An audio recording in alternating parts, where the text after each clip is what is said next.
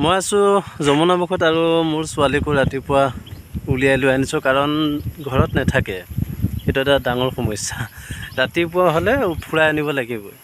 এতিয়া যমুনামুখৰ ভকত গাঁৱত মই যিহেতু আছোঁ, ইয়াত এটা বস্তু দেখুৱাম। মই অকণমান আগলৈ আনিছোঁ।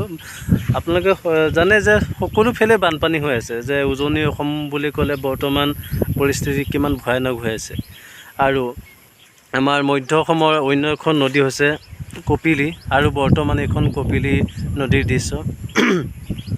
সকলোফালে যিহেতু নদী যিহেতু বাঢ়ি আছে, পানী বাঢ়ি আছে, আৰু এইখন নদীৰ পানী মই পৰহি আহোঁতে অলপ কম আছিলে, লাহে লাহে অলপ বাঢ়িছে। আৰু বৰ্তমান এইটো কপিলী নদীৰ দৃশ্য, মানে কপিলী নদীৰ পৰিৱেশ। আৰু এটা বেলেগ এটা বস্তু দেখুৱাওঁ আপোনালোকক, চাবচোন এতিয়া। এই ইয়াৰ আগলৈ যমুনামুখৰ যিখন দলং, পকী দলং, সেই দলংখন আছে। আৰু এই বস্তুটো এটা ভকত গাঁওখন এটা নদী দ্বীপৰ মাজত থকাৰ দৰে হয়। তো এইখন এনেকৈ গৈ আছে, গৈ সেই অলপ আগতে মই দেখুৱাব পৰা নাই, আগত ঘূৰি এইখন আহিছে, দেখিছে? আৰু সেইখন আহি এনেকৈ গুচি গৈছেগৈ। এনেকৈ মানে এটা বেকা হৈ গুচি গৈছেগৈ। এই ঠাইখিনি এটা দ্বীপৰ নিচিনা, যেনেকৈ মাজুলী এটা দ্বীপ, ঠিক তেনেদৰে এই দ্বীপৰ মাজতে ভকত গাঁওখন আছে।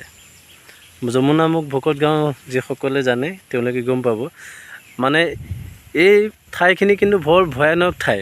মানুহবিলাকে এইখিনিতে ঘৰবিলাক আছেই তাতে। আৰু দেখিছেনে পাৰবিলাক সেইফালে ভাঙি গৈ আছে। এইফালে ভাঙা নাই, কিন্তু সেইফালে ভাঙি গৈ আছে। কিন্তু এইটো বস্তু কিবা দেখি বৰ ভয় লগা হয়। তেওঁলোকে স্থানীয় মানুহবিলাক কিমান আতংকত থাকে, আচৰিত কথা। এই ডিষ্টেঞ্চটো এইখিনিৰ পৰা যদি চোৱা যায়, মাজত চাওক এইকণ, আৰু বাকী এইবোৰতো দেখিছে ইমানখিনি। আৰু প্ৰায় কিমান 100 মিটাৰমান হ'ব চাগৈ, 100 মিটাৰ দূৰত্বত এটা এতিয়া বহুতে কৈছে এই ঠাইখিনি বোলে আগতকৈ অলপ ছিগি আহি আছে, তথাপি মানুহখিনি আছে। সেইটোৱে আপোনালোকক দেখুৱালোঁ। ৰাতিপুৱা ওলাই আহি এইটোৱে দৃশ্য দেখি পালোঁ, আপোনালোকক ভাবিলোঁ শ্বেয়াৰ কৰি দিওঁ।